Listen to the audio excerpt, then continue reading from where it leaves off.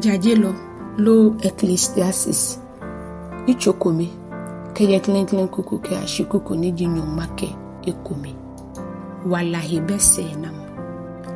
ni le lole ni ji David binumle ni ye mancheye Jerusalem le wie moine yakani amli yakano chon lole ke yakani amli yakano fele yakanini mini bomona ye dengme feni egbo ye jehe you know who eya ni yinoba shijele ye boni eyole no kemi yanano hunule teoshi ni hunule saa eyanyoshi ni eyo oyaike ya heni eteoshi yele ko yole twa ke ya wo igbe ni ko yole twa ke ba ko igbe ko yole boli oshike ya ke ba fa fa na ya botio ishomni kele ishoyi he ni fa le huo ke ya le jeno ame huo ke ya be febe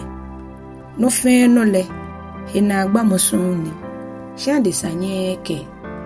eto hinwe keni kwemo ni eto to ehu keni no ni ebadale no ba be ko ni no ni afi dale no aba afi ko no heku beje ani no ko yeje ni anya ke ye yake kwemo enele no heni ebaje mo ye yino ni echo wo hiele amni akai blema ni bi ni akai ni baba ni yino ni baba le kai mene ke womni sani keje kuku ni jinyuma ke enyo ke ashina agbe jaje lole ni ashipamo mi chon lole mi ye Israel manche ye Jerusalem mi ke mami he ake mi ke nile ba agbubushi ke ta ono fe no ni afio yeje ni na ekufe kule yakanini etamokoyo aboyeli nini ekondole ehe jaje motromo don nini ekobele anye akani ifale mi ke mi dienche mi yake mi le ni jogba femenfe ni echomi he eye mancheye Jerusalem dale nini bi ashini mi pa egbele mi dwemo ke ni le mi pam mi ke mami he ake mi bata o ma le no ni jinile ke no ni jisekeyeli ke no ni jikwashi afi mu fe eja ke ni le tutule ike na agbanye ni moni ha ni le fale e ha mo ehufa hallelujah jajelo icho enyo kede klenklen kuku ke ashina agbe mi ke mi he ake agbene makano ni jimili filimo makwe she oyino shina enehule yakanini mi ke ye muno yake sekeyelini ni mi ke ye mi she yake mese na moyohi mi ke mi dwemo taumni mi kwe ake wine ba hama na mi shelu asa mi ke dwemo ke nile taumni boni ma fe mamobulu fe mo konmni ke damoshike ashibe yinoni manano ni hi agbeme ya bi ake amefe yeje ye amewala be kuku lemni mi juni jumo ewuji mi mamoshi ai mi ha mi dienche mi he ni mi fe wa intro mi hu mi ha mi he mi fe aboy ke tro mi ha mi dienche mi he ni mi ten adoa wa che shro toile ekufen koyemni mi jebu koi ni ake amemni no shro che ni atenle ano mi he nyoji ke ye nyoji fe ni afofo nyoji hu ahami ye mi welemni mi natoi ke china ife menfe ni chomi hi ame Jerusalem mi bua shika ke juete ke mi shishi mancheme ke shipoji ano bi adenje trina mi hami mi nahi laloi ke ye laloi fe ni la ke jio mi hechere ni mi yenu trina ni jishi enyeme babao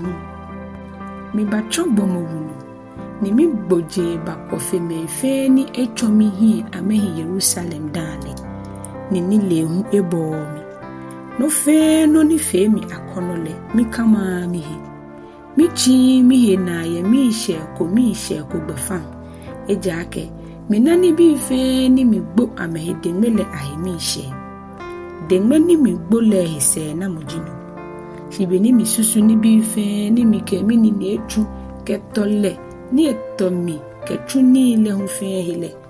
No ni mi najia ke fele ya kanini. Etamokoyo aboyeli.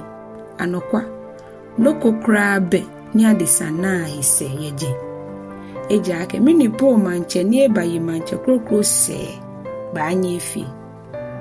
No ni meni echon ehiele fele. No no pele hu eba fe. No hewole agbene mi kumise mi susu nile kesekeyeli ke kwashia fe moi. Mina ake nile hife kwashia fe mo. Tamoboni la hife dunle. Ni nile lole enyi oke heshikamu. Shikwashiale enyo dundun tamomoni nye dumuni shikele amefe ameshemini ekomi kekeni mikemi hiake sande ko meni ba kwashiano le nono ni ba mino negbemo mikeni le pi ne ya mikemi hiake enehule ya kanini eja ake boni akai kwashiake ya nanole na kan akai ni lobe ife eja ake beni wose ku ba shele hi ekpa amefe amenoje mu boni ni le logbole na kan no kwashia hu gbo no ehole jenshin na jemichinde eja ake no fe no ni afio ye je haumi eja ake fele ya kanini etamokoyo aboyeli deme fe ni migbo ye jemichinde eja ake mina ake mi bashi fe kwa mi ba ha mo ni baba eba yemise bomo ne ba fe ni le lojio ashia ni jio no mole ni kenle ni fe ni mi gbo hedengbe ni mina ye ni le na ye jenem ni le ba ye enehu ya kanini no hewole mini jianje wi ake mi gbo dengme ke chuni neke ye jenem ni eja ake be kumele boko ni egbo dengme ke nile ke dwemo ke nga shin egboshi ni ile eha mo ni gboko ni ile hedengme ko ni ebayo enehule yakani ke no fun pleni meneji no ni gbomo na ye dengme ni egbo ke tolehi ejenemi eja ake ewala gbin fele pimoni ni nutumo fele mi fu sonto ni nyonyo fe tete ewo kedwemuson enehu yakanini noko be hagbomo ade safia ke nini egbo hedengme ni enale eyeko ni enueko ni enna ehemishe enehu mina ke nyumodeje eja ake namoji moni ba anye eyeni alo enami sheko keji nyumoni ni bemli eja ake gbomo ni fiono ni nyumosumole numo drole nile ke dwemo ke mi shefe shi eshafe lole numo ha ebua ni etia ni ana imashi shi numo ke ha mo ni fio esumo na nile enehule yakanini etamukoyo